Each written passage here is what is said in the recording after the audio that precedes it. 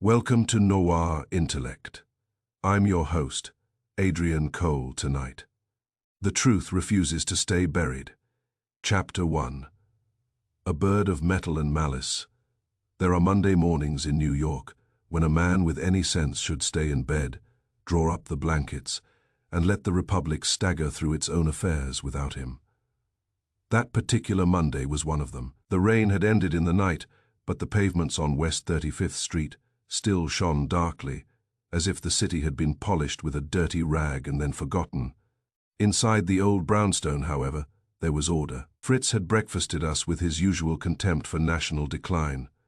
Theodore had passed through on his way to the plant rooms, and Nero Wolfe had gone up at 9 for his 2 sacred hours among the orchids, where at least the living creatures rewarded attention with obedience. I was in the office at 11:15, with correspondence on my desk, and no intention beyond clearing it before lunch when the doorbell rang. I went through the hall and opened the front door to a woman who did not belong to morning rain, old brownstones, or polite errands. She was around 30, perhaps a shade more, with black hair under a small hat, set exactly where it would do the most good, eyes too tired to be decorative and too amused to be tragic, and a dark coat worn open over a dress that had cost money and knew it. She carried no vanity case, no parcel, and no hesitation. "I want Nero Wolfe," she said. "That places you in a majority. Try harder. I'm Lena Vale." That gave me half a beat, because even a man with imperfect taste can know the reigning voice of the Blue Lantern Club by name. If you had not heard her sing, you had heard somebody describe the experience inaccurately. She saw recognition land and made nothing of it. "My manager is dead," she said. "Or dying, depending on how fast your police move. May I come in?" That was enough. I took her coat and led her to the office. Wolfe had come down from the plant rooms without my hearing him, which he can do only because the house helps. He was behind his desk, having settled his bulk into the great chair, as if he had been there all morning, and the world was late. His eyes took her in once and did not waste the second glance. "Sit down, Miss Vale." She sat in the red leather chair, as if it had been reserved for her between acts. Wolfe folded his hands on the desk. "Mr. Goodwin tells me by expression, not by words, that you are known to the entertainment industry." She looked at me. "Do I get a percentage?" "No," I said. "Only admiration in installments." She almost smiled. "Keep it." Wolfe grunted. "Your manager is dead."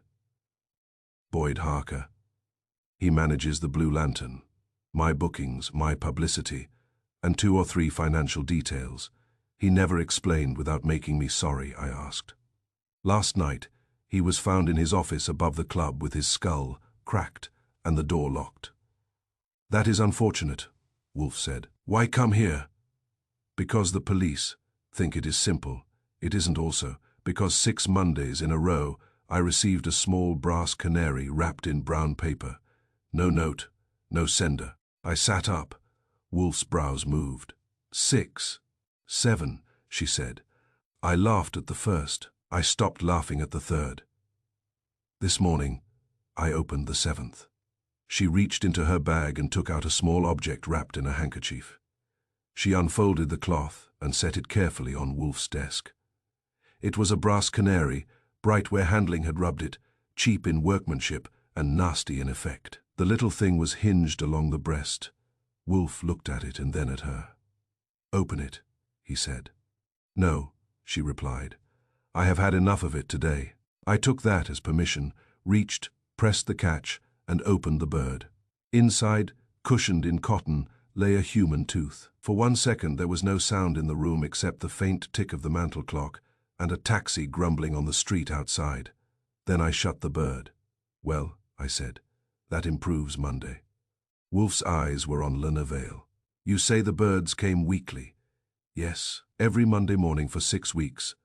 Then this one today. Same wrapping. Same hand on the address. If it is a hand block printing, my apartment, not the club." "Did you keep the others?" "Yes." "Bring them." "I can." But they were empty. "Were they identical?" "As far as I could tell. Brass birds with hollow bodies. They looked like trinkets from a cheap curiosity shelf. Why did they concern you by the third? She settled back and crossed one leg. Good legs. But she was not using them socially, because nothing repeated itself that way by accident. Also because Boyd Harker hated them. Hated them, why? He never said. The first one made him swear.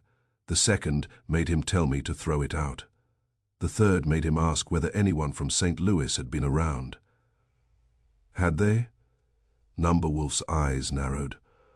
St. Louis is not random. Number Boyd came from there years ago. So did I. I sang in 2 clubs and 1 theater there before New York. Boyd always said St. Louis taught him caution.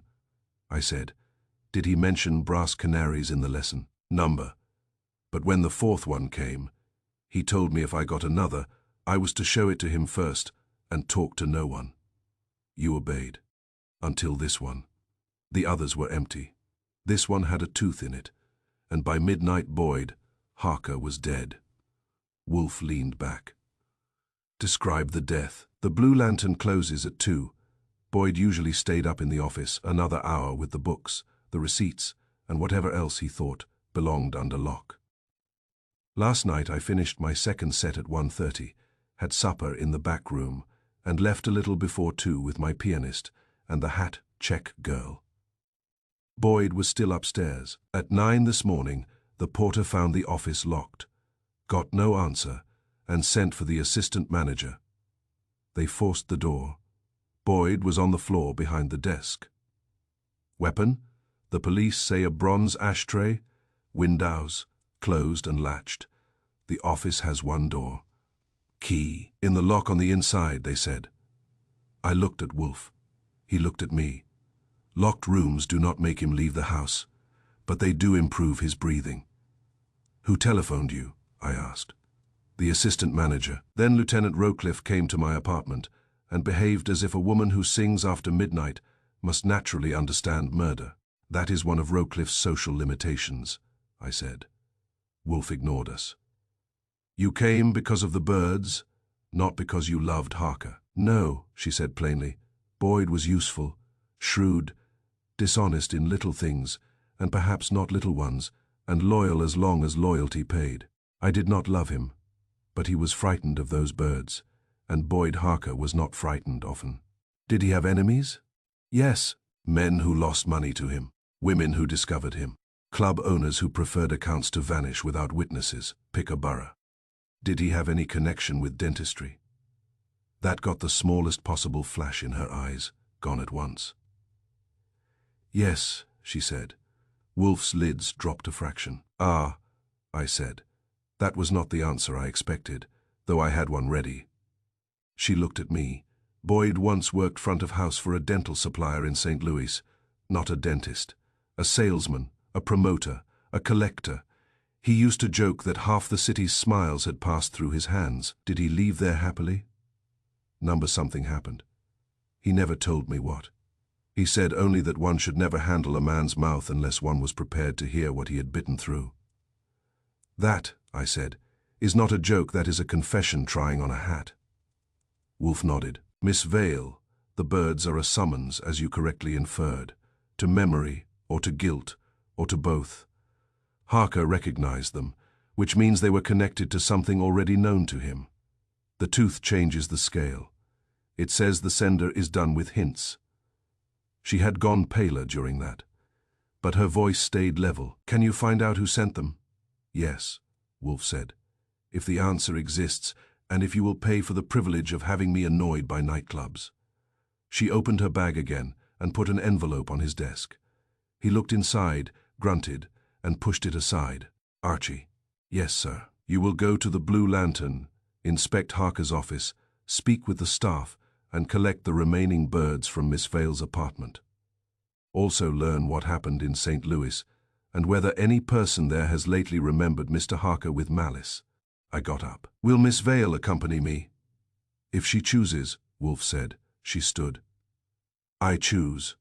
The birds are in my sitting room, and I'd rather not let Rowcliffe pour them without supervision. As we went to the hall for her coat, she said, low enough so Wolfe would have had to work for it. Do you always get assignments that begin with dead managers and metal birds? Only when the day looks promising. She gave me a quick glance. This day doesn't. No, I said. But it may pay. Outside, the city had started its noon traffic, and its noon lies. We took a cab downtown, first to her apartment near Sutton Place, and then to the Blue Lantern. The apartment yielded 6 more brass canaries, all hollow, all empty, all wrapped, and addressed in the same block printing. One of them had a faint stain inside that might once have been oil or blood, or merely bad packing. I kept the thought to myself. The Blue Lantern at noon looked exactly like what it was, a nightclub ashamed of daylight. Boyd Harker's locked office upstairs still mattered, but by then I had begun to suspect the lock was only the frame and not the portrait. Closed shutters on the front, stale smoke in the lobby, brass railings too polished, carpet too dark, and a smell of powder, liquor, and old applause. Upstairs, Boyd Harker's office was waiting under police seal and Rowcliffe's temper. He saw me, saw Lena Vale, and set his mouth for weather. "Goodwin, why is she back?" "Devotion," I said. "Also curiosity." He ignored that. "You can look. You can't touch." That is a policeman's version of hospitality. The office was small and overfurnished, with a desk too large for the room, filing cabinets, a side table with bottles, and one window looking onto an air shaft. Behind the desk, on the floor, the stain was still there. The bronze ashtray had gone to evidence. The lock on the door looked ordinary enough, which made me dislike it. On the desk blotter lay a torn piece of brown paper. I bent over it, plain wrapping paper, part of an address panel missing, one corner creased around something small and bird-shaped. Rowcliffe saw where I was looking. "Found in his wastebasket," he said. "He got one too, maybe." Lena Vale went still beside me. He never said. "No," I said, "but he may have meant to." On the corner of the desk, under a ledger, there was also a little heap of pale grit, not dust, too white, too fine. I touched it with a fingertip and sniffed. "Not plaster, not ash," Rowcliffe snapped. "Don't play chemist." I looked at him. "Ever seen tooth powder?" I straightened and looked once more around the room. Locked door, key inside, brown wrapping, white powder, a manager frightened of brass birds, and connected long ago to dentistry in St. Louis. The Canary had ceased to be a prank and become a summons to memory. All right. And memory, when it arrives by post in installments, is very seldom collecting only for itself. Chapter 2. The Song Before Midnight. By noon, I was downtown with Lena Vale beside me in a taxi and 6 brass canaries in a paper bag between us like a mechanical brood, with bad intentions. New York, under a low grey sky, looked perfectly willing to mind its own business if only everyone else would do the same. That is one of its oldest lies. Lena had said almost nothing since leaving the brownstone. A woman who sings for a living usually knows when silence earns better than sound. I let her keep it until we crossed 42nd Street. Then I said, "You knew more than you told Wolfe." She turned her head. "Everyone does." "Yes, but most people don't bring metal birds with teeth in them." She looked down at the bag. I told him what mattered first. "That depends on sequence. It depends on courage." That was fair, and good enough to keep. I waited another block. Then she said, not looking at me, "The canaries frightened me before the tooth because they were not random. They belonged to a name." "Whose?" "Little Robin." That was not one I had expected. A man, a performer, singer, mimic, comic, not little, not especially Robin. Like, but names in vaudeville were built by drunks and printed by liars. Years ago, before radio and clubs and all this polished midnight sorrow, I sang for a traveling circuit through Missouri, Illinois, and Indiana county houses, small theaters, bad trains, worse pay. Little Robin was on that circuit one season. Real name? I never knew it with certainty. Men in those troupes often had 3 names and 1 debt. Boyd Harker knew him better than he admitted. Boyd was on the circuit too. Yes, not on stage. He handled bookings, percentages, collections, and the kind of money that shrinks while passing through certain fingers. That sounds like him. She gave me a glance. You warm fast. Occupational defect. Go on. Little Robin quarreled with Boyd over stolen songs and stolen wages. Not once, repeatedly. Robin said Boyd had sold one of his comic songs to another act, under a false arrangement, and skimmed pay from 3 engagements. Besides, Boyd called him a drunk and a blackmailer. One night in Peoria, they fought in the alley behind the theater. A week later, little Robin vanished. Vanished how? As such people vanish. He missed a train, then a booking, then 3. At first, everyone said he had gone south with a chorus girl, or west with a card sharper, or into jail, or into a river. A month later, nobody spoke of him at all. That tidy, the cab had turned down toward the village, where noon was already beginning to look as if it regretted itself. And the birds? I asked. Little Robin's hand property, he used a brass canary in one song, opened it, took out a written line, improvised a verse. Cheap laugh, good timing. He said canaries were honest because they only sing when the cage is shut. Did Boyd ever mention him later? Once, years after, he said if New York is kind, it buries vaudeville under neon where it belongs. That also sounds like him. We stopped first at her apartment, where I collected the remaining birds, and had one more look at them under better light. All identical, cheap brass, hinged breast, hollow interior. One still held a trace of stale face powder inside. Another had a tiny dent along the tail stage property once. Then, not merely souvenirs. At the Blue Lantern, daylight did what daylight always does to nightclubs. It turned luxury into fatigue. Brass rails, dark carpet, mirrors with weak consciences, tables like abandoned promises. The place smelled of smoke, old cork, spilled gin, and a little too much face powder.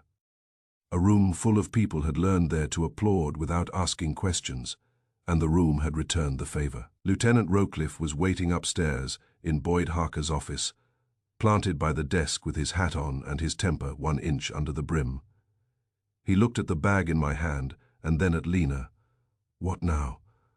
Bird migration, I said. He gave me the look reserved for me in his private liturgy and pointed at the desk. 5 minutes. That's touching. Harker's office had not improved since morning.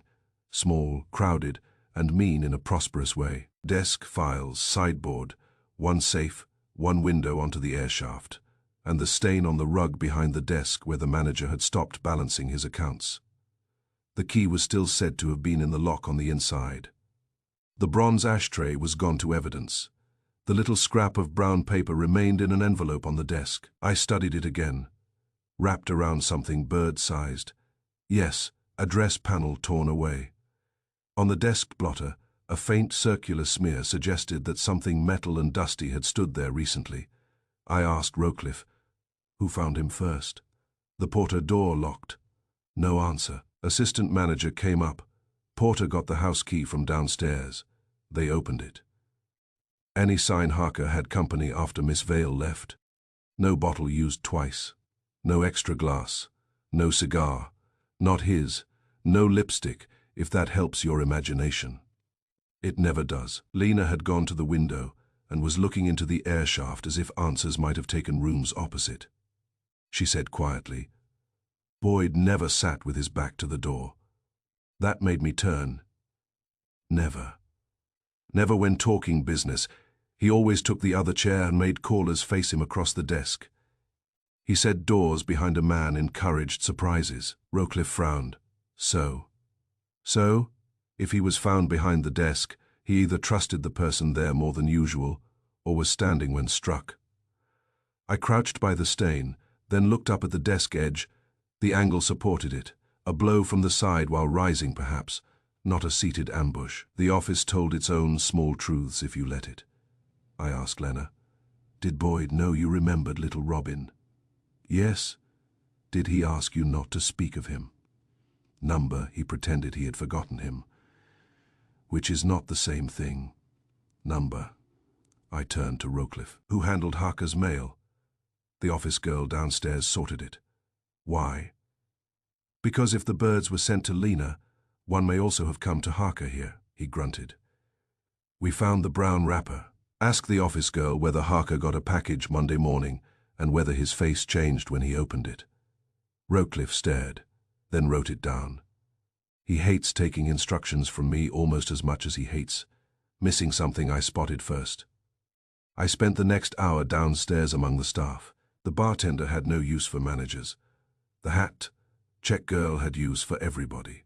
The pianist had noticed more than he wished to admit, and the office girl, Miss Vina Ames, proved the best value. Yes, she said, twisting a pencil. A little package came from Mr. Harker Monday morning. Brown paper, no card. He opened it in the office and then called me up and asked whether Miss Vale had had any mail delivered to her apartment. I said, how would I know? Then he told me if any man with a country accent asked questions about old theatre routes, I was to say he was out. Country accent from where? How should I know country? Did such a man appear? Number but one telephoned last week. Asked whether Mr. Harker remembered the Sparrow circuit. Lena, standing beside me, went still. Not Sparrow, she said. Robin. Miss Ames blinked. Maybe bird something. I only heard Mr. Harker say, if this is about that old fool, he's dead or drunk or both. Then he hung up. That was useful enough to warm my afternoon. The pianist, a narrow young man with excellent cuffs and resigned morals, added one more item. On Saturday night, after the last set, he had heard Lena and Harker arguing softly in the back room. What about? I asked. He shrugged.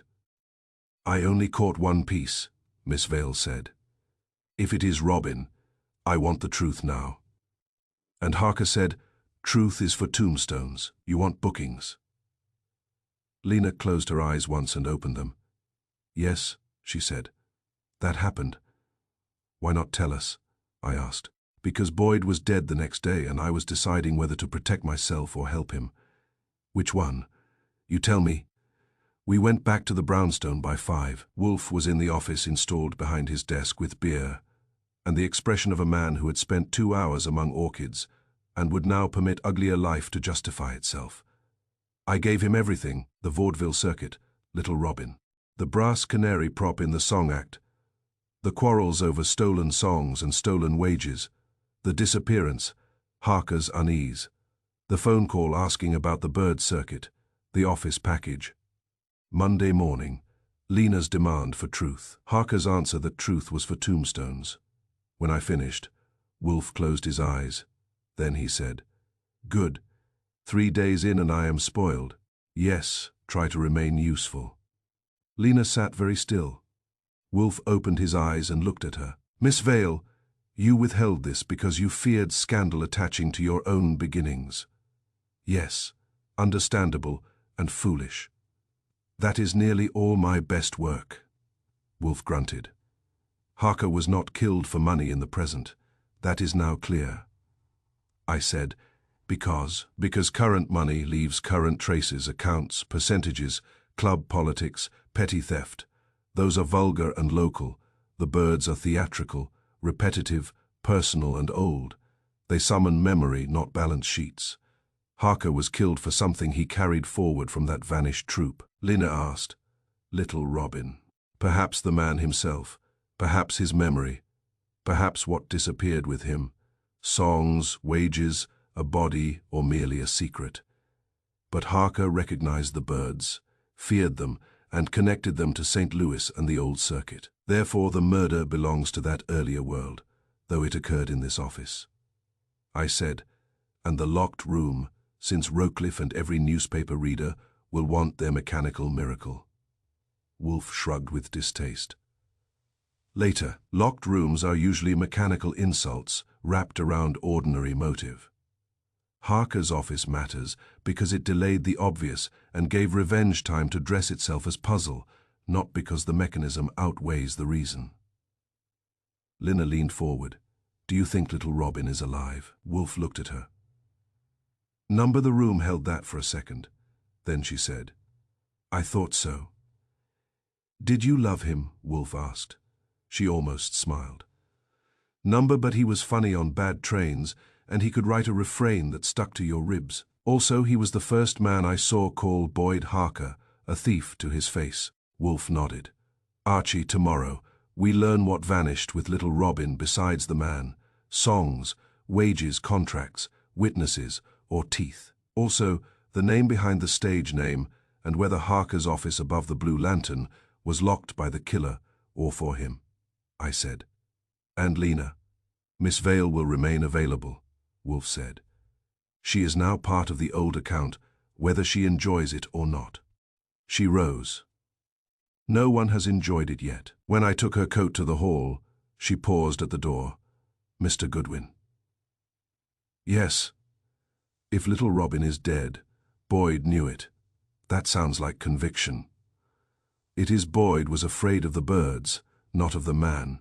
That was a good line, and true enough to trouble me. After she had gone, I went back to the office. Wolfe had already closed his eyes again. Well? I asked. Well, he said.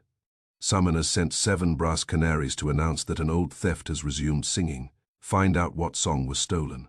Archie, men will kill for money. They will also kill for authorship, humiliation, and the grave inconveniences of memory. Outside, the city had begun its evening glitter, all surface and no apology inside. The old brownstone held its order. Above us the orchids had their moist republic below. Fritz would soon pronounce dinner possible. And somewhere under the smoke, brass rails and tired elegance of the Blue Lantern, the past had started up again. Not with a scream, but with a song before midnight. Chapter 3. The tooth in the bird on Wednesday morning. The rain had gone, but New York still looked as if it expected to be accused of something by noon. The pavements on West 35th Street shone under a weak sun, and inside the brownstone Wolfe had already breakfasted, bullied the newspapers, gone up to the orchids for his 2 hours, and come down with the expression of a man prepared to grant murder, a hearing only because it had taken the trouble to become interesting. I was at my desk with the notes from the Blue Lantern, the 6 empty brass canaries in a row, like a family portrait conducted by a cheap metal worker, and the 7th bird apart from them because even inanimate things can make a room uneasy. Inside it, wrapped in cotton, was the tooth. Wolfe sat behind his desk, looking not at the bird, but at me. Well. The tooth went to a dentist Rocliffe dislikes, but trusts, which is a relationship nearly ideal for police work. Report came in 20 minutes ago. And it is old, not fresh, removed from remains buried long enough for flesh to surrender the argument. Wolfe's brows lifted a fraction. Excellent. You and I use that word differently. Yes, continue. I did. The dentist had given Rocliffe no miracle. But enough. Human molar, adult, long interred or otherwise exposed to conditions that had dried and altered it. Not a fresh extraction, not a morgue trick, not something taken from a living victim by melodrama. Somebody had gone into the ground for that tooth, or into what was left of a body, Wolfe grunted. That improves the birds. Yes, from nuisance to archaeology. He ignored the line because the doorbell rang. I went and returned with Lieutenant Rocliffe, who entered carrying his hat, his official indignation, and an envelope. I'm only here because this is your case too now, he said. That, I told him, is one of the nicer things anyone has said to us. He handed me the envelope. Inside were 2 photographs, a copy of the dental note, and a single typed sheet.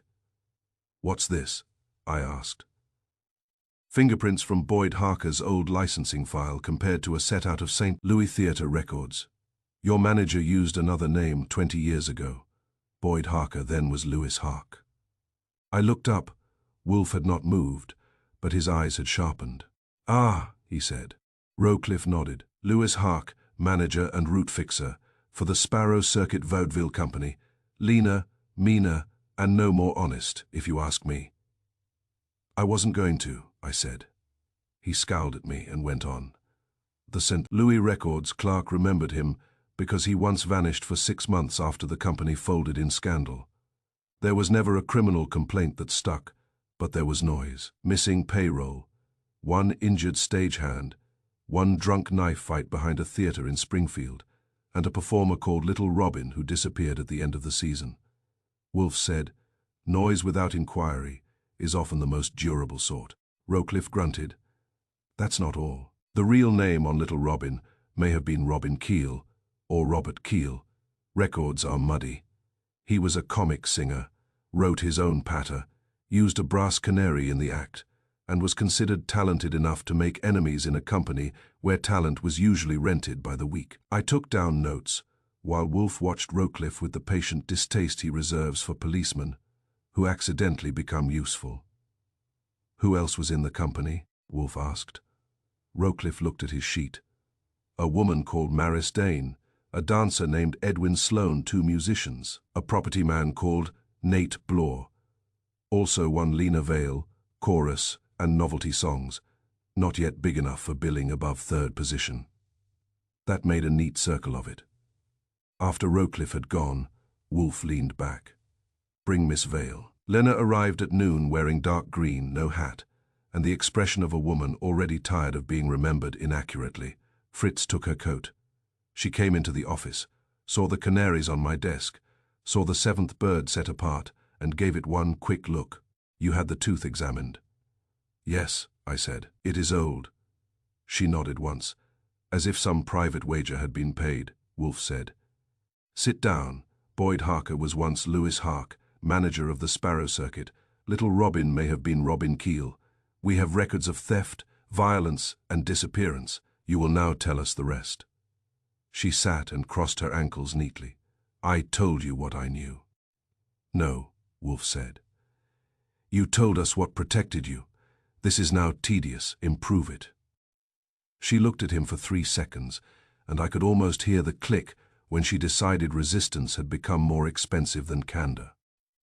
"All right," she said. "Robin Keel, Little Robin on the bill.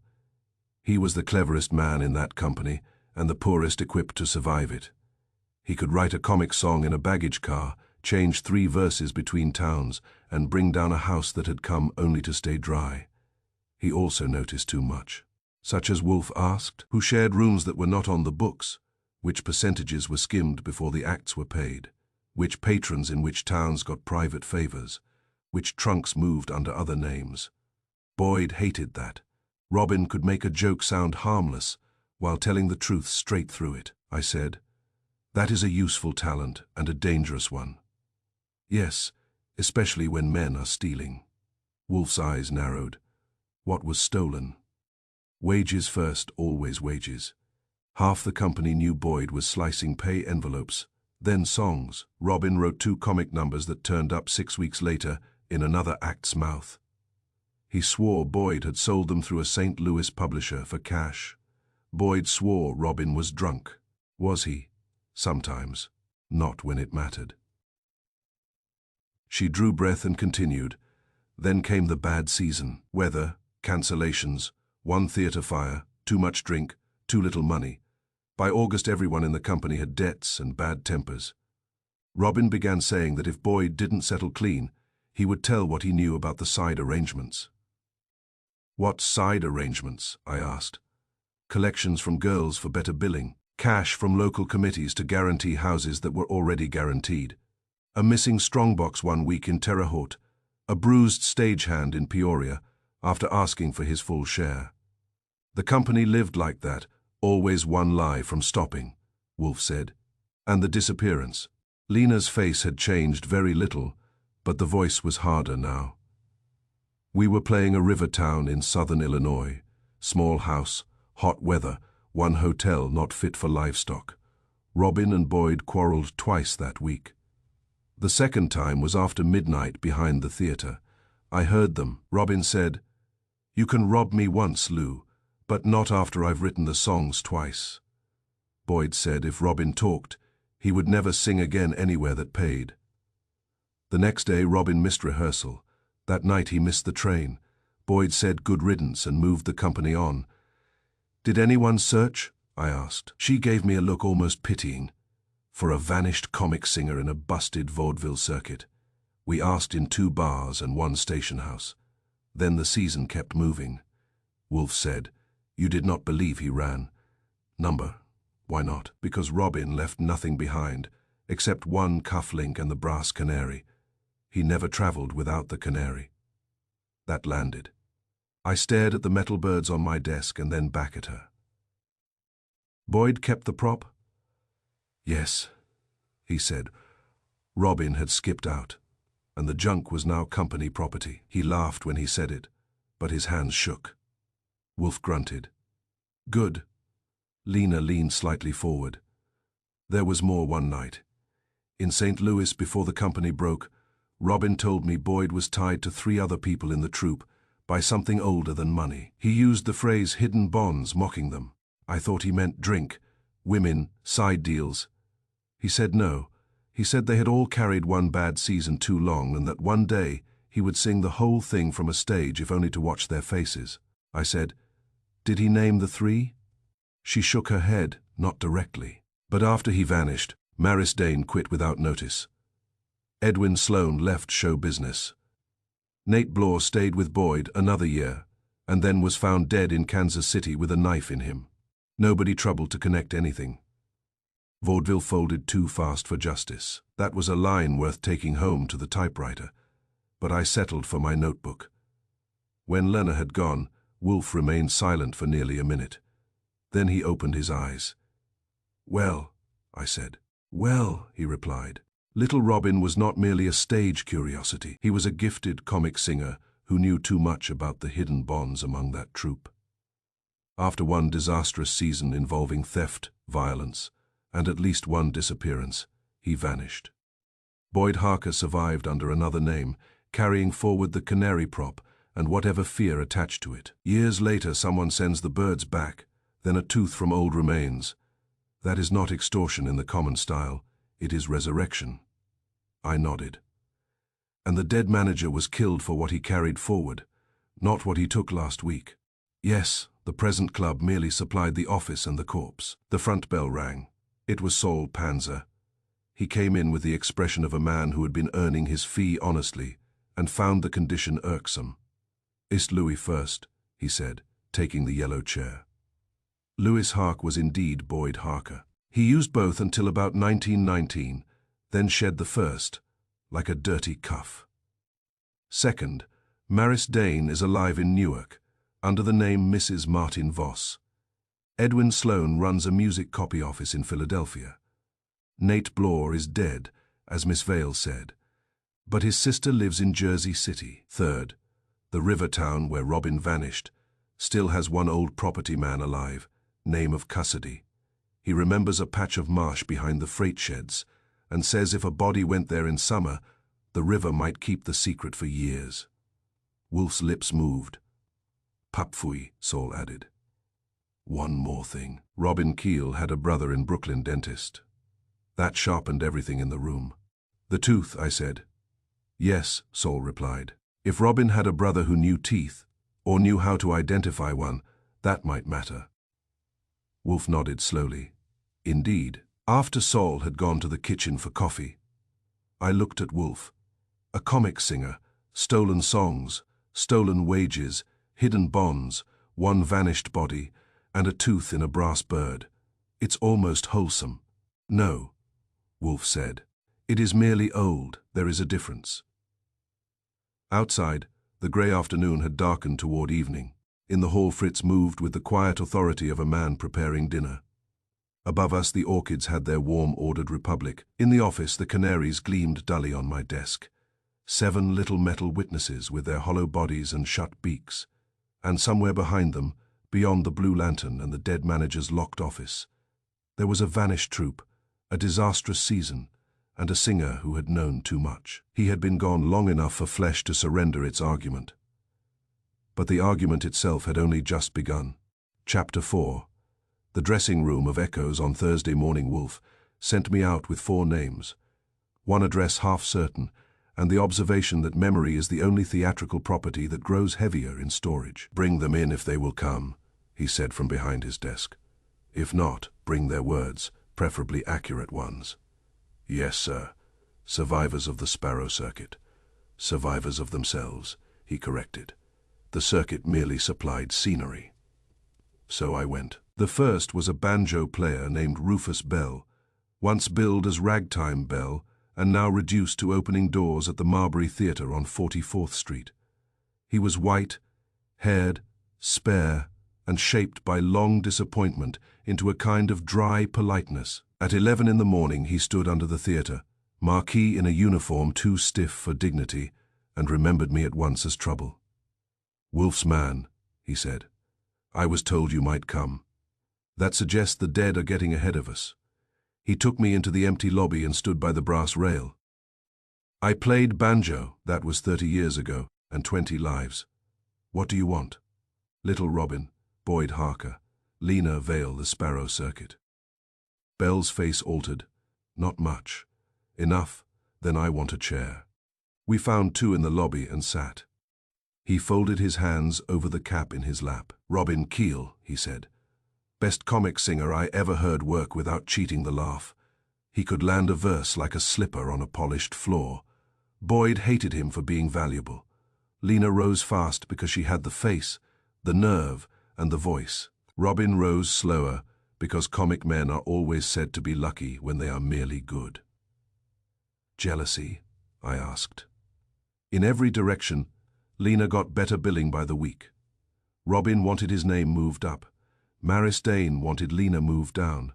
Edwin Sloane wanted everyone ruined, except the people who bought him drinks. Boyd wanted all of them paid late and grateful for it. "That sounds like a government." Rufus Bell gave me the smallest grin. "A cruel little kingdom, yes. Boyd ran it exactly that way. He controlled names, wages, train compartments, hotel assignments, who was praised in front of the owner, who was called difficult in front of the newspapers. Sorting laundry, that's what he used to call it. That line I kept." "Did Lena and Robin quarrel?" "Number, not truly. Robin admired her and made jokes of it. She liked him when she had time. The real quarrel was Robin and Boyd. Robin began demanding proper billing and proper money. Boyd kept saying next town, next contract, next miracle. And the hidden bonds." Belle's eyes went to the floor mosaic. "There was one Boyd, Maris Dane, Nate Blore, and a fellow named Gil Rennan who handled road accounts before he disappeared from the trade. They had some business among them. Little Robin learned enough to make noise. After that, he was walking on thin boards. I left him with his marquis and went uptown to a dance school on 79th, where Maris Dane, now Mrs. Marion Voss, taught children to perform with smiles their mothers could admire from front-row chairs. She had once been a dancer and was still handsome in the expensive, managed way that suggested she had spent years refusing memory a good angle. "I will say very little," she told me in her office, which smelled of talc roses and parental ambition. "Then make it worthwhile." She looked at me coolly. Lena was ambitious. Robin was gifted. Boyd was practical. 3 words, all evasive. They are enough. Number Rufus Bell says Boyd ruled like a laundress with a ledger. That annoyed her. "Good." Boyd understood presentation. She snapped. Acts were built, sold, repaired. Lena had what audiences wanted. Robin had what they remembered later. That is not the same thing. Did Robin demand better billing? "Yes," repeatedly. He said, if Lena could climb on looks and lungs, he could climb on brains. Boyd told him the public likes a pretty girl before a clever man. Did Robin know too much? She actually laughed. Everyone knew too much in that company. Robin merely believed knowledge should pay. There was theft. There is theft in every troupe. Violence. She stood. "Mr. Goodwin, if you are trying to make a vaudeville route sound like the Borgias, you need better costumes." Then why did Robin vanish? The laugh stopped. She said nothing. I tried again. "Did you receive one of the brass canaries?" That hit, not hard, but clean. Her hand, resting on the desk, moved once and flattened. "Number. Would you tell me if you had?" "Number good. That saves us both a step." She sat down again, defeated not by evidence but by arithmetic. It came Tuesday, empty. "Your action." I burned the wrapping. "Why? Because I am tired of being summoned by old cheap metal." That was more truth than she had intended, and I took it away. Goodwin Sloane lived in Philadelphia now, but by luck or vice he had come into New York that morning and was found by Saul at a bar off 8th Avenue, where daylight was admitted only under protest. He had been the comic straight man once, and drink had improved nothing but his willingness to talk. He met me in the back room with a glass that needed minding. "Robin," he said, before I asked. "Best man in the company, also the first fool." He thought because an audience loved him, management had to. Boyd Harker. Thief, smiling thief, could ruin a woman's name by noon and have her thanking him by supper if he wanted. Lena rose fast. She worked hard, sang better than the towns deserved, and Boyd saw profit in her before the rest of us had our shirts off the train. Robin didn't begrudge her. He begrudged Boyd using her as scent to keep everyone else in line. How? By example. See Lena. She's agreeable, she's professional, she's punctual. Meaning all the rest of us were expensive barn animals. If Robin argued for money, Boyd would tell him Lena managed without sulking. If Maris asked for better travel, Boyd would say Lena never complained. It was neat and poisonous. Did Robin and Lena have an affair? Number Robin wanted one, maybe. Lena wanted work. End of romance. Then what did Robin know? Sloane drank. That Boyd, Nate Blore, Maris, and Gil Renan had skimmed route money and cooked guarantees in 3 towns. Also that one wardrobe trunk had gone missing with jewelry and papers that did not belong to the wardrobe. Robin joked about it in a verse one night. The room went cold. After that, Boyd smiled too much. That was enough to make me stop him and write it down carefully. My last call was the best. Ada Kerr, once the troop's costumer, lived in Jersey City over a dressmaker's shop and had the face of a woman who had spent 30 years pinning other people into shape while refusing to forgive any of them for wriggling. She let me in, sat me in a parlor full of folded fabrics and framed photographs, and said, "If this is about Boyd Harker, he died too late." I liked her immediately. "Yes," I said. And little Robin vanished too early. Ada Kerr nodded. There, we understand each other. She remembered everything. Dates, towns, costumes, debts, who wore stage rouge too pale, and who wept only when watched. From her I got the cleanest picture. Lena had risen fast because she had a voice with steel in it, and a face audiences trusted before they knew better. Robin had begun demanding proper billing, not from vanity alone, but because he was writing material other acts were profiting from. Boyd Harker had indeed controlled names, wages, and reputations, with the calm of a man sorting laundry. He paired people, separated them, lent money at insult, withheld names from newspaper men, and planted stories when useful. Stories about Lena too, I asked. Of course, about everyone, but with Lena he was careful. She was an investment. With Robin he was brutal. Said he drank, lied, stole lines, failed to show. Half false, half useful. And the canaries. Ada's mouth tightened. Robin's stage calls. Boyd would tap the brass canary on the dressing table before Robin went on and say, "Bird up." It became a company joke. After Robin vanished, Boyd kept the canary in the root box for a month. Said every troop should carry one dead act as a warning. That was almost enough by itself. Did you get a bird? Yes, empty Monday. Anyone else? She nodded. Maris. Got one. I'd bet money, maybe Sloane too, if he hasn't drunk it. They are not threats alone, Mr. Goodwin.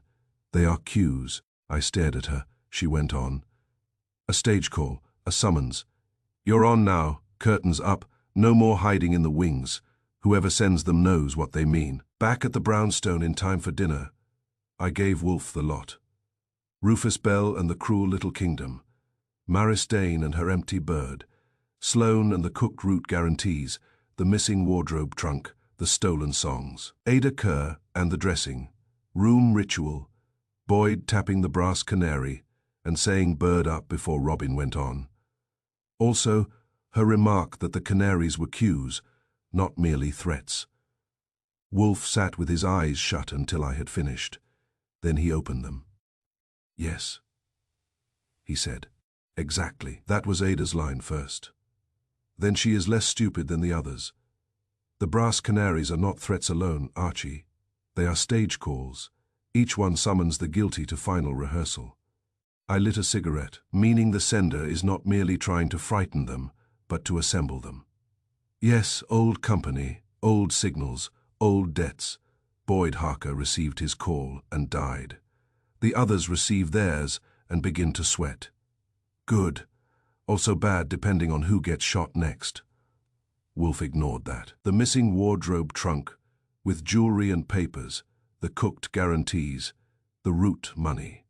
Robin's songs sold elsewhere, all vulgar enough. Yet none alone explains a tooth from old remains. Something happened at the end of that disastrous season that turned theft into death. I nodded, and everyone around it learned how Boyd handled names. He could elevate Lena, diminish Robin's soil reputations, and keep wages all in the same calm breath. Like sorting laundry, Wolfe murmured. Yes, the bell rang then, and it was Lena Vale herself, arriving without ceremony, and with a face that told me before she spoke that the day had not ended with my report. She came into the office and said, "I had another bird." I stared today. Yes, delivered to the club at 7. This time there was a note. Wolfe leaned forward. "Show me." She handed him a folded card. He opened it, glanced once, and passed it to me. It said only, "Second call, dress for the last song, no signature, no flourish." Somebody is putting the company back on stage. Wolfe nodded. Yes, and before the curtain falls, Archie, we shall discover who has been prompting from the dark. Outside, rain had started again, soft against the windows. Inside, the old brownstone held its order. Above us, the orchids waited in their warm rooms. Below, Fritz was ruling dinner with sauces and principle. And between them, in Wolfe's office, the dead company had begun to gather again, called not by applause, but by brass birds and memory. Chapter 5.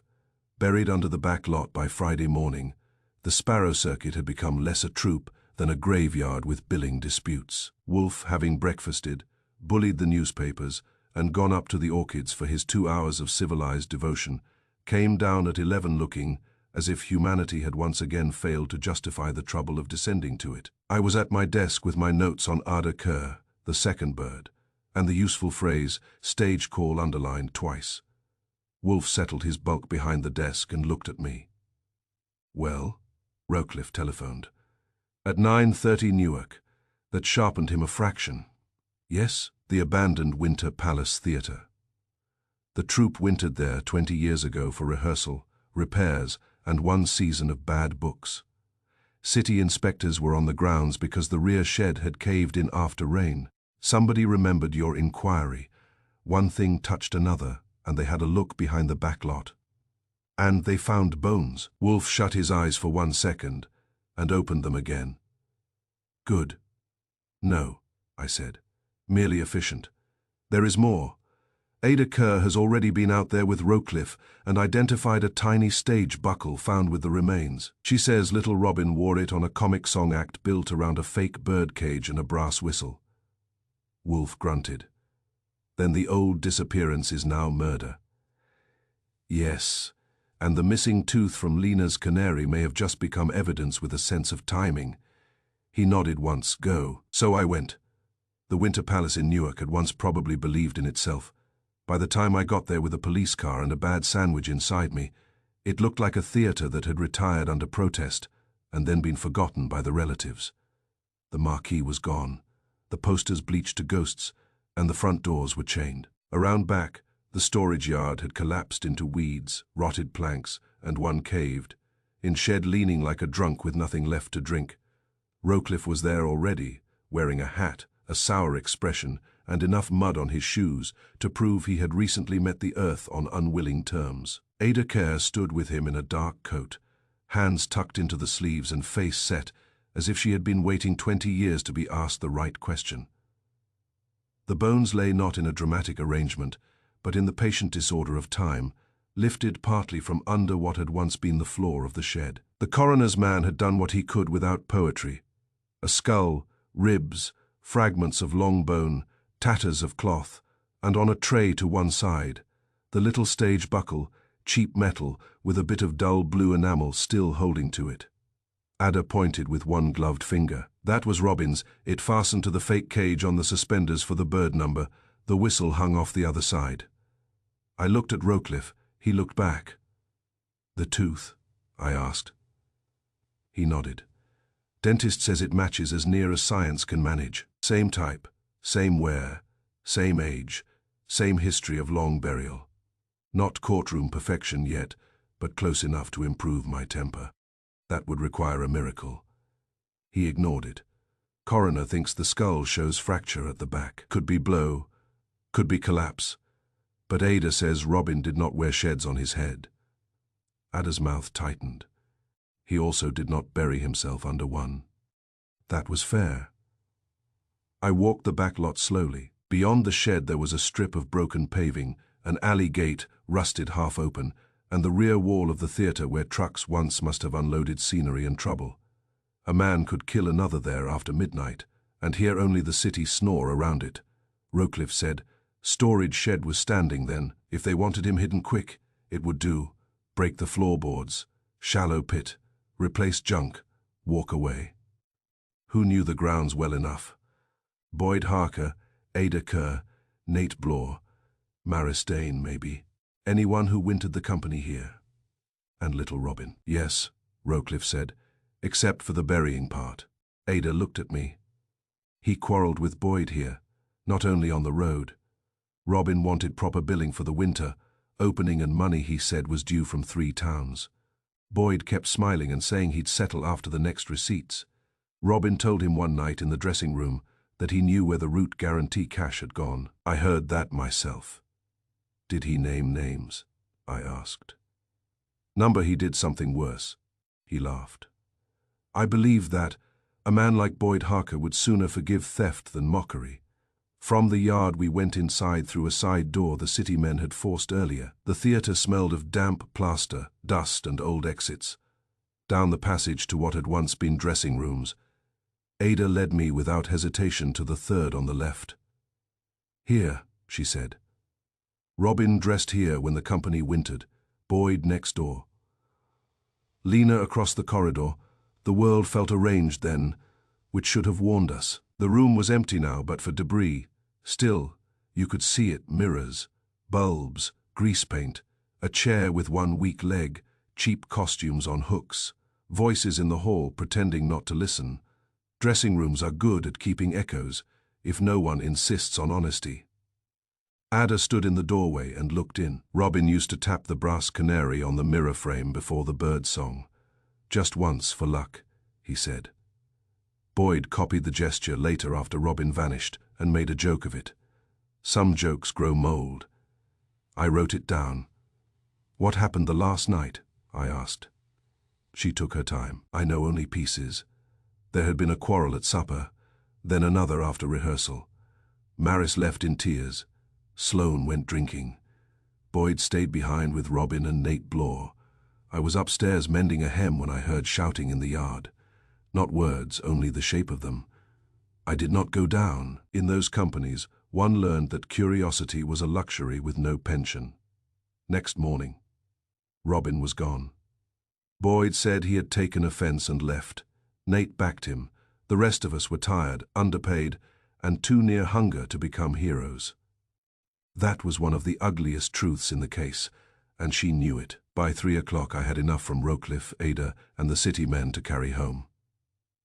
Boyd Harker's fresh corpse upstairs over the blue lantern had just been joined formally to a much older dead man under a Newark shed. Someone had waited 2 decades to close both curtains at once, and patience that long is rarely accidental. Back at the brownstone, Wolfe was where he always should be when facts arrive, behind his desk with beer and judgment. I gave him the Newark yard, the shed, the bones, the stage buckle, the matching tooth, the back of skull fracture, Ada's dressing, room history, and the winter quarrels over route money and billing. When I finished, he shut his eyes. Then he said, "Excellent. Yes, the city is full of corpses, and you are delighted." I am interested. Do not misstate it. He opened his eyes. The old death, once dismissed as runaway folly, is now murder. Little Robin did not vanish. He was hidden. Boyd Harker knew where and how. Therefore, Boyd's present murder was not preventive only, it was punitive. Someone waited 20 years to settle both accounts. I nodded, and sent the birds as cues. Yes, stage calls, as Ada Kerr correctly saw, each canary summoned the guilty toward final performance. Boyd's call ended in Newark and the Blue Lantern both. The bell rang, and Fritz ushered in Lena Vale. She had not telephoned first, which meant she had decided nerves were more expensive than taxis. She came into the office, saw my face, and stopped. They found him. Yes, I said. Robin, yes. She sat without being asked. For a moment she looked not pale but emptied, which is worse. Where? Under a collapsed storage shed behind the Winter Palace in Newark. Ada identified a stage buckle. Lena shut her eyes. He hated Newark. That is sometimes useful to murder, Wolfe said. She opened her eyes and looked at him. Then Boyd killed him. Perhaps directly, perhaps with help, but certainly he was complicit in the concealment. The present question is not whether Harker deserved fear. He did. The question is who has been patient enough to send these calls and informed enough to select a tooth from the remains. That gave her something to hold on to, someone who was there, or someone instructed by one who was. She drew breath. Maris got a bird. Sloane, too, I'm sure. Ada admitted it. Yes, then the company is being assembled. Wolfe nodded. Precisely. Not for nostalgia, for reckoning. Lena stood. What do you want me to do? For the moment, Wolfe said, remain available and do not die. I am beginning to find the case tiresome enough to finish. That was almost affection. She recognized it and gave him a faint nod before leaving. After she had gone, I leaned back in my chair. Well? Yes, Wolfe said. Who waits 20 years? A relative, a witness, a coward ripened into courage, or a participant who has decided too late to revise the casting. Comforting. Number but exact. Outside, late light had gone weak and grey on the windows. Upstairs the orchids waited in their warm rooms. In the kitchen, Fritz was conducting dinner with his usual conviction that sauce is the last defense against barbarism. And in our office the brass canaries sat on my desk. Mute little prompters from an old stage where the final act had only just begun. Because once you find bones under the back lot, the past is no longer memory. It is evidence, and evidence has a way of making even the most patient liar forget his lines. Chapter 6. The Woman with Two Voices. By Saturday afternoon, the case had reached the stage where even the air in the brownstone seemed to know that someone had been lying too long. That happens sometimes. Wolfe was in the office behind his desk, monumental and sour, with beer at his elbow and silence arranged around him like furniture. I was at my desk with the brass canaries in a row, the Newark notes before me, and the conviction that Lena Vale knew more than she had sold us. The bell rang at 4. I went, and there she was, in a dark coat with no hat, no gloves, and no patience. I want Wolfe, she said. That continues to be a common ambition. This isn't common. I took her in. In the office, Wolfe looked up once and grunted. Sit down, Miss Vale. She sat, but not as before. There was strain in her now, and not the decorative kind. I have seen singers go pale before a microphone and never miss a note. This was different. She had come to lose something. Wolfe regarded her. You have decided to become useful. Yes. Why now? Because Robin has a grave, and Boyd has a corpse, and I am tired of hearing my own voice in two different keys. That was good enough to quiet even me, Wolfe said. Explain. She looked at the birds on my desk, then back to him. Pride and fear are tiresome companions, Mr. Wolfe. I have been keeping company with both. Robin Keel discovered that Boyd Harker was skimming wages and using false contracts, not just cheating a little at the edges, systematically, duplicate terms, altered percentages, one set for owners, another for performers. Robin found copies in Newark, the winter we played the Winter Palace. I said, how? He could read upside down, open a drawer without a key, and make a joke sound like idleness, while listening better than anyone in the room. Boyd kept route papers in a tin dispatch box under the accounts table. Robin got at them one afternoon while Boyd was out cursing a printer. Wolfe nodded. And then he threatened to expose Boyd before the whole company. Not privately, publicly. He said if Boyd could steal in ledgers, he could be ruined out loud. Robin liked audiences. That was reckless, Wolfe said. Yes, also brave. Those are often adjacent. She drew breath. On the night Robin disappeared, there had already been one fight in the dressing rooms, about billing first. Then money. Robin said he had the contracts and would show them after rehearsal. Boyd said if he did, he would never work another stage. Robin laughed in his face. I asked, who else heard? Maris heard enough. Sloane too, though he was half drunk by then. Nate Blore heard all of it. I did too. Wolfe's eyes narrowed. And later, Lena's hands were clasped so tightly in her lap that the knuckles had gone pale. Later, after midnight, I went out the side passage toward the yard, because I needed air, and because the dressing room was full of lies. I heard a struggle behind the shed. Not shouting by then. Hard breathing, a scuffle.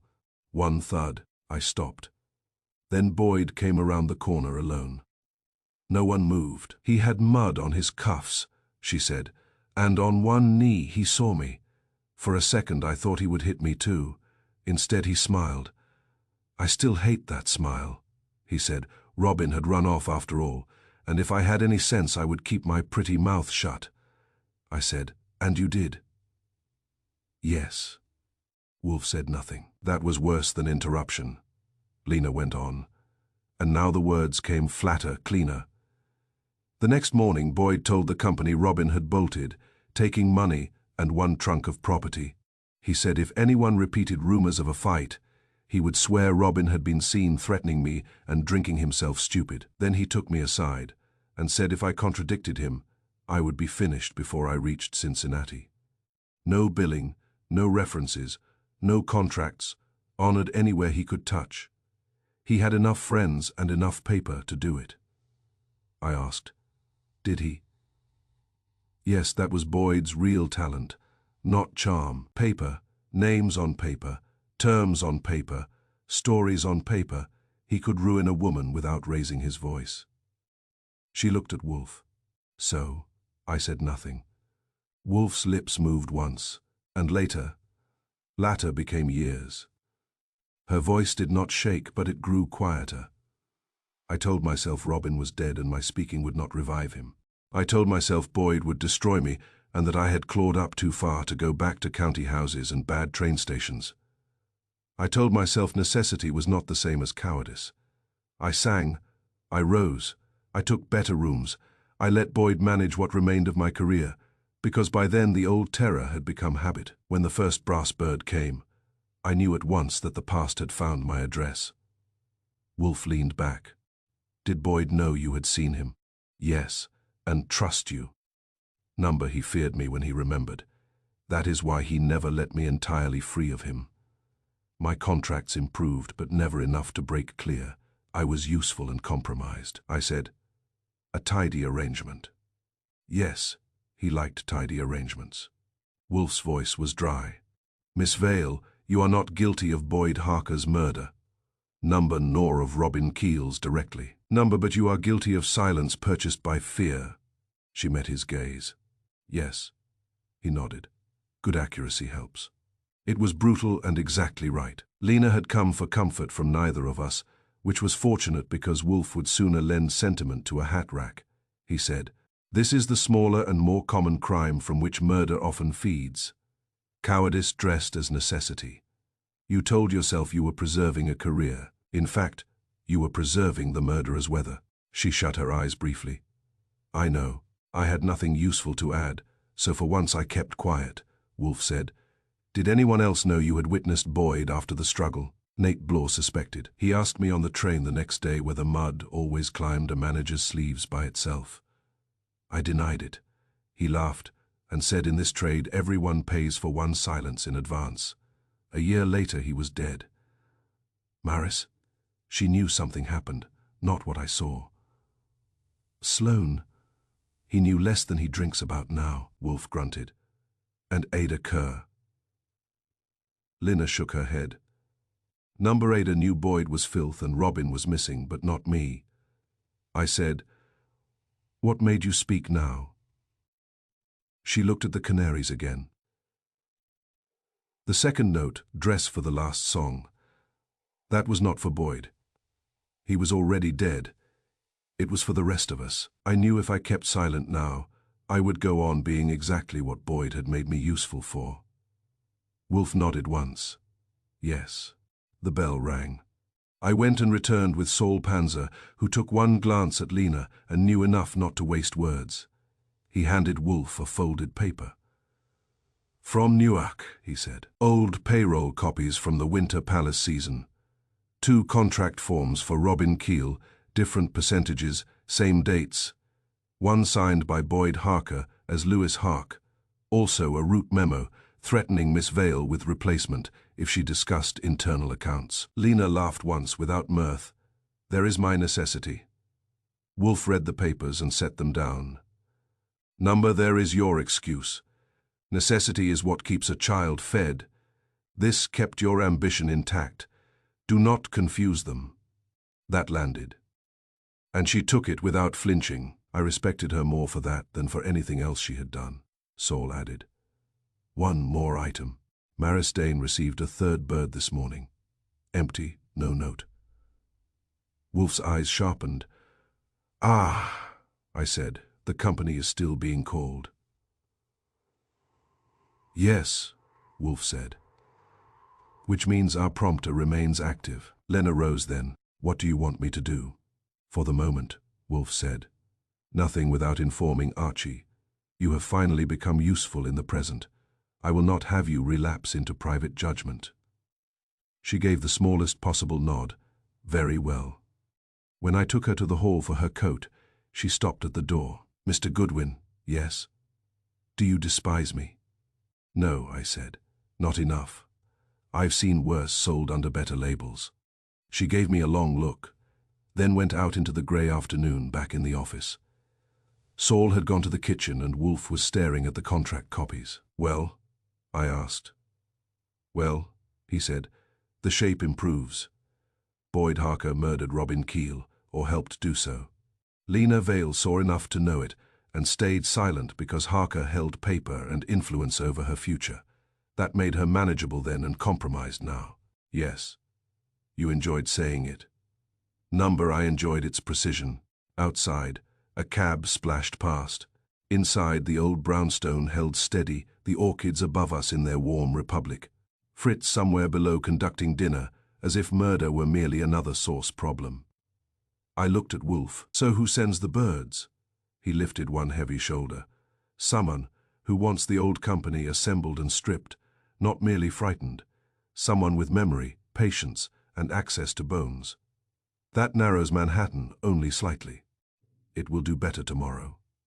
I nodded, because now we had Robin's murder, Boyd's extortion, Lina's silence, false contracts, and a troupe built on theft, jealousy, and bad paper. The old case had not merely survived, it had ripened, and when old fear finally opens its mouth, what comes out is rarely song. Chapter 7. A rehearsal for revenge by Sunday evening, the office in the brownstone, had the particular air it gets when Wolfe has stopped asking questions and begun arranging answers for public use. The yellow lamp on his desk cast its civilized pool.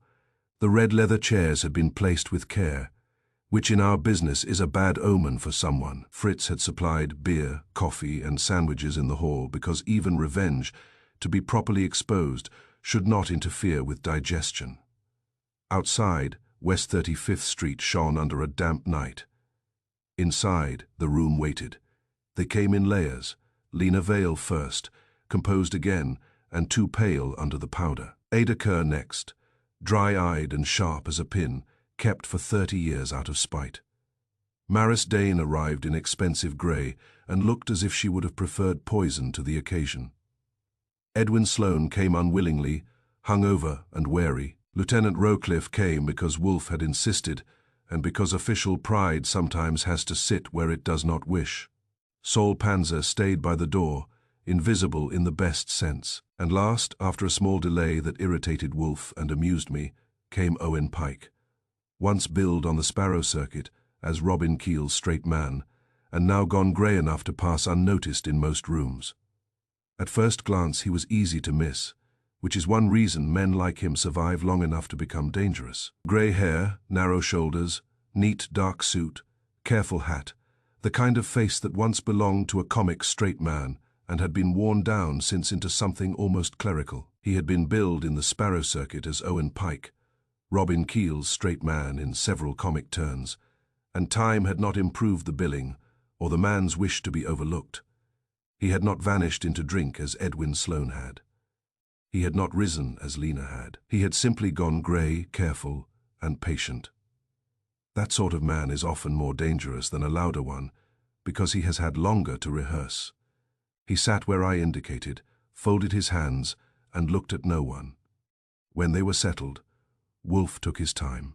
He always does.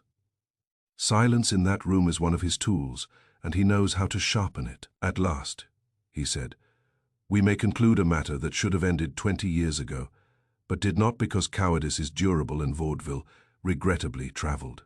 No one moved. Edwin Sloane blinked hard. Ada Kerr stared at Wolfe, as if daring him to waste the evening. Wolfe went on. Little Robin, whose name was Robin Keel, did not run off from the Sparrow circuit. He was murdered in Newark, after discovering that Lewis Hark, later Boyd Harker, had been skimming wages and using false contracts to cheat the company. Robin threatened exposure before the full troop. Harker quarreled with him, and Robin vanished. His remains, now recovered from beneath a collapsed shed behind the Winter Palace, prove that disappearance was merely management by other means. Lena did not flinch. She had done her flinching in private. Maris looked down. Sloane swallowed. Miss Vale, Wolfe said, saw enough that night to know Harker had come from the yard with mud on his cuffs. She remained silent because he held her career in his hands and promised ruin if she spoke. That was cowardice dressed as necessity, contemptible, but not homicidal. Therefore she did not kill Boyd Harker in the present. Lena's chin lifted the width of a match. She took the blow and kept her seat. Wolfe turned his head. Nor did Ada Kerr, whose memory is accurate but not bloody, nor Maris Dane, whose vanity has done enough damage without entering criminal law, nor Edwin Sloane, who lacks the stamina for long revenge and would have announced his intentions by the second drink. Sloane muttered something I let pass because it lacked grammar. Boyd Harker, Wolfe said, was murdered because the past had ceased to accept postponement. The brass canaries were not merely threats. They were stage calls. One by one they summoned the surviving company to final rehearsal. Only a person intimate with Robin's old bird act, patient enough to trace the scattered troupe, and bitter enough to prefer theatre over efficiency, would choose that device. Wolfe's eyes moved at last to Owen Pike, whom Rufus Bell had mentioned only in passing, and Ada Kerr had remembered as Robin's old straight man. Mr. Pike, Robin Keel's old stage partner. Owen Pike looked up mildly. Yes, you were the troupe's straight man in both the comic and moral senses. Robin Keel's partner in several bits, present enough in the company to be remembered, but never prominent enough to be watched. You loved him like a brother. A tiny pause, then Pike said, Many people were fond of Robin. Do not evade with manners. You loved him, and after his disappearance you spent years tracing the scattered company by old playbills, payroll slips, theatre handbills and route records. You were no drunk and no fool. While others decayed or prospered, you kept paper. Pike's face did not alter much, which itself was an alteration. That is an imaginative picture. Number a documented one.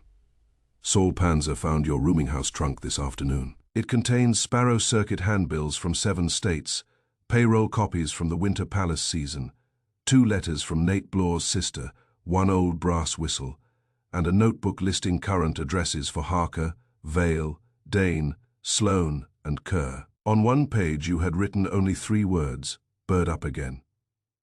That landed, Maris turned her head sharply. Ada Kerr made a small sound. Not surprise. More like disgust at being right too late. Wolfe continued. You mailed the brass canaries one by one to force memory into the open. First to Lena Vale, because she had seen and kept silent. Then to others. You sent empty birds at first because fear ripens best by stages.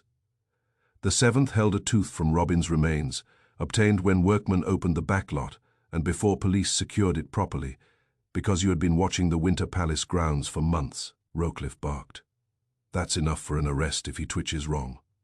Pike did not look at him. He looked at Wolfe. And Boyd? He asked quietly. Yes, Wolfe said. You met Harker after midnight in his office above the Blue Lantern. He admitted you because he recognized you, and because old guilt often mistakes itself for control. You demanded confession. He mocked Robin, mocked the dead, and refused. You killed him with the bronze ashtray and then used the simple trick Harker had once boasted of to you and Nate Blaw, the altered strike plate and spring on the office latch, which let the door be pulled shut from outside after the key had been left turned within, that produced the locked room dressing Rowcliffe found so interesting, not because you are a genius of mechanics, but because Harker had long ago equipped the room to look more private than it was. Pike's hands had tightened once, then relaxed again. Wolfe leaned back. You also intended one more act. Lena Vale was to be destroyed publicly. Not killed, ruined. You had collected enough old contract copies, root gossip, and her own silence to expose her as complicit before the newspapers and the police.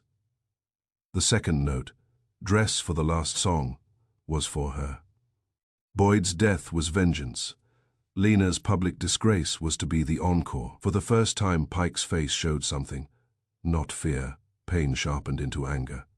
She let him rot in the ground, he said. Lena spoke before Wolfe could. Yes. The room tightened. Pike turned to her. I waited for you to tell it 1 year, then 5, then 10. You sang in silk while he lay under boards and mud, and Boyd prospered. Lena met his stare. You think I have not known that every day? I think you made your bargain and called it weather. That one struck, she did not look away. Which was to her credit, Wolfe said. Mr. Pike, your moral indignation does not alter the arithmetic. You spent years preparing revenge, then staged it in acts because you preferred theatre to justice. Robin Keel was murdered. Boyd Harker deserved exposure. Miss Vale deserved humiliation, perhaps, though I am not in that trade. But you killed Harker, not for law, not for Robin, but for yourself. You wanted the company back on stage under your direction. Pike said nothing. Also, Wolfe added, you made one practical error. When you met Harker that night, you brought one of Robin's old brass whistles in your coat pocket, intending perhaps to show it to him or merely to feel it there like a relic. It fell beneath the side chair in the office. Archie found it this morning when Rowcliffe finally permitted a sensible search under the furniture. I took the whistle from my pocket and set it on Wolfe's desk, thin brass, worn smooth where fingers had worried it. Pike looked at it. For a second, I thought he might smile. Instead, he closed his eyes. That was Robin's, Ada Kerr said softly. Yes, Wolfe said. And now it is Mr. Pike's confession if he prefers to save time. If not, Rowcliffe may take him and proceed with ordinary methods, which are tiresome. There was a silence. Outside, a taxi passed in wet street sounds. Inside, Fritz moved quietly in the hall with the coffee tray. The old brownstone seemed to hold itself even straighter. At last Pike opened his eyes. Boyd laughed, he said. That's true. I told him I had the birds out and the company stirring, and that if he signed a statement I would stop. He said Robin had been a little clown with a big mouth, and that if I had any sense I'd sell the story to a paper and take my profit. Then he laughed. He looked at the whistle again. I hit him once. He tried to get up, so I hit him again. After that it seemed too small just to leave him there like any other dead manager. So I locked the room. I wanted them to look at it longer. Rowcliffe stood. That'll do. Pike rose without struggle. He had been rehearsing too long to spoil the curtain call. As Rowcliffe took his arm, Pike looked once toward Lena Vale. "You should have spoken," he said. "Yes," she replied. It was the best answer possible, because it offered him nothing to lean on. After they had gone, the room loosened. Sloane asked for a drink and was denied. Maris left first, almost running. Ada Kerr paused by Wolfe's desk. "You got him," she said. "Yes," Wolfe replied. "Took long enough, 20 years, Wolfe said, "is excessive for any production." She almost smiled, which for Ada Kerr must have cost like blood, and went out. That left Lena, Wolfe, and me. She was standing now, one hand on the back of the chair. "You said I was guilty of cowardice," she told Wolfe. "Yes, you were right." "Yes," she nodded once. "All right." Then she turned to me. "No, wisecrack. I'm between rehearsals." That got a breath that was almost a laugh, and then she left too. When the front door had closed, and Fritz had finally brought the coffee in, I sat down and looked at Wolfe. "Well, yes," he said. "He loved Robin, yes, in his fashion, and waited 20 years to settle it. Patience is not a virtue when it ferments." I sipped coffee. "You knew when?" "When Saul found the trunk and the notebook earlier, when I considered who would choose stage calls over direct extortion. Revenge is often theatrical, Archie, especially among people who once lived by cues and entrances." I nodded. "And Lena? She will have to live with being less guilty than Boyd and more guilty than she preferred. That is common." Outside. The city moved on under wet light and noise. Inside, the office resumed being only a room with books, rugs, yellow lamplight, and a very large man who preferred orchids to memory. But the company had been called, the rehearsal finished, and the prompter from the dark had finally stepped into view.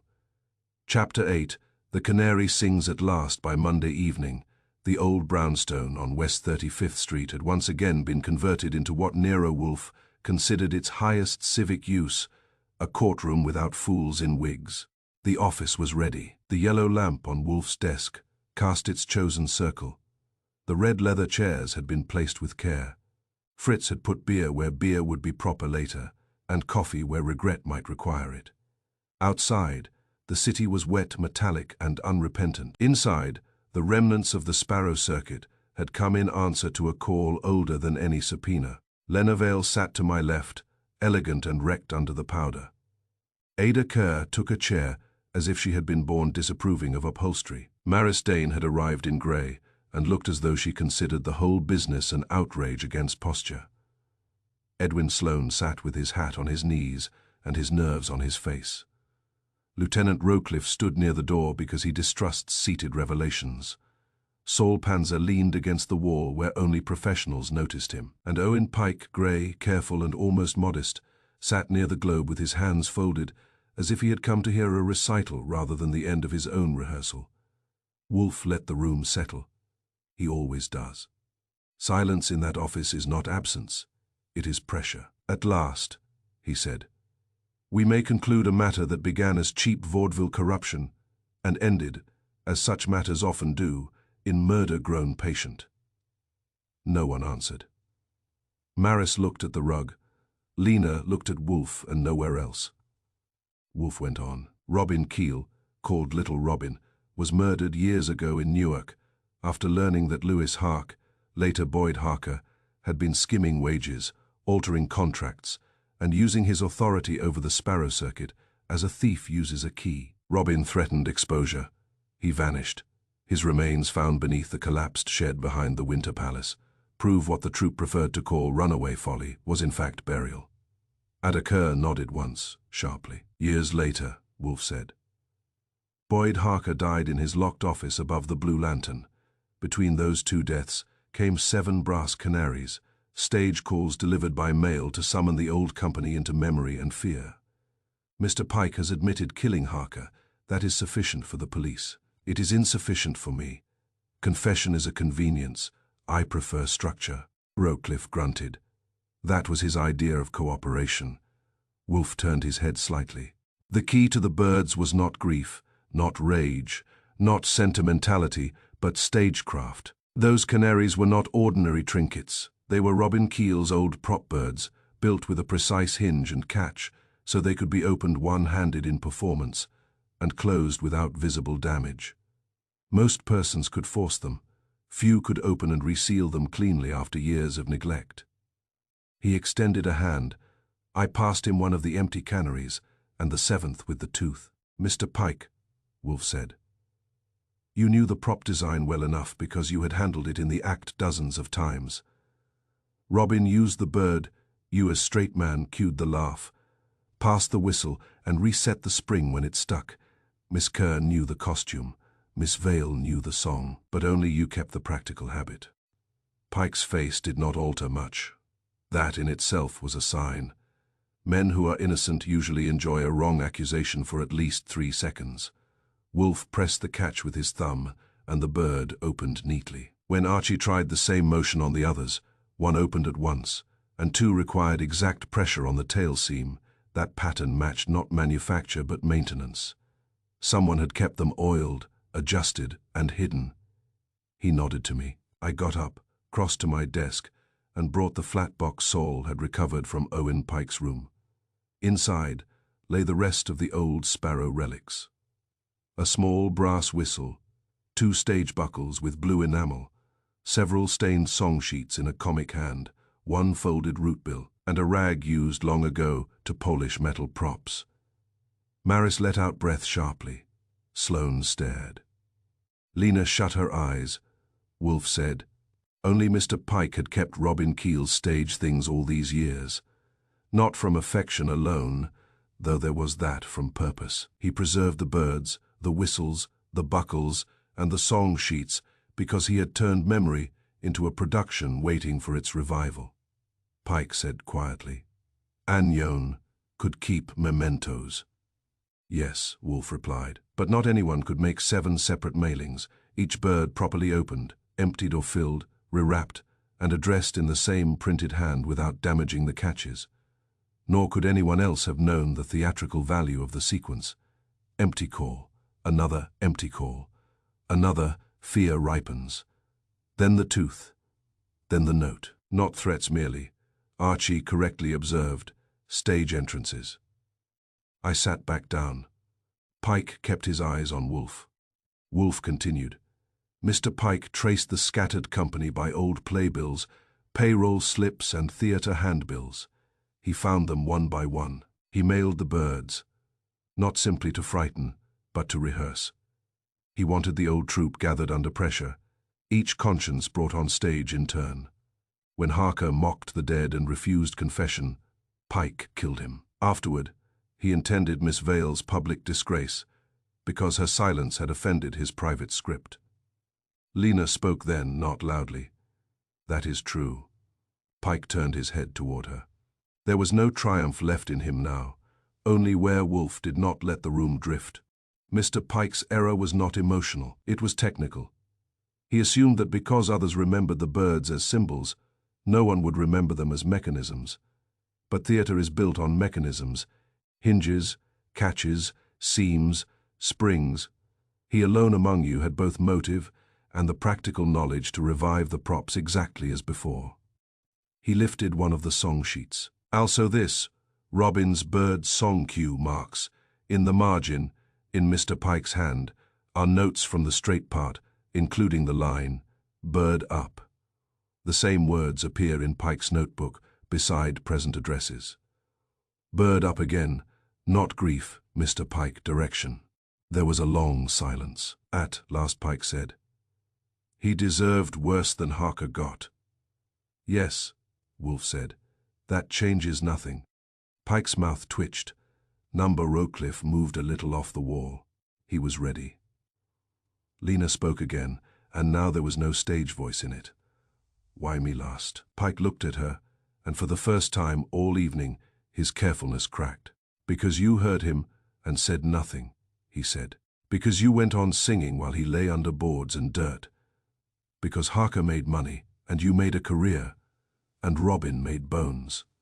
I wanted the silence to sit where people could see it. Lina lowered her head, not dramatically.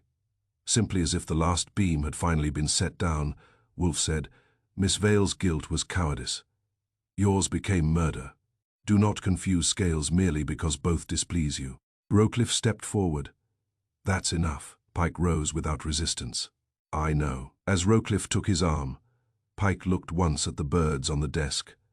For a second he seemed not old but tired in a deeper way, as if rehearsal had gone on too long, and the audience had thinned. After they had gone, the office loosened. Sloane asked for a drink and was ignored. Maris left first, almost at speed. Ada Kerr stayed a moment longer, looking at the song sheets. "Robin would have hated this ending," she said. Wolfe grunted. "Most dead men have poor taste in endings because they do not have to survive them."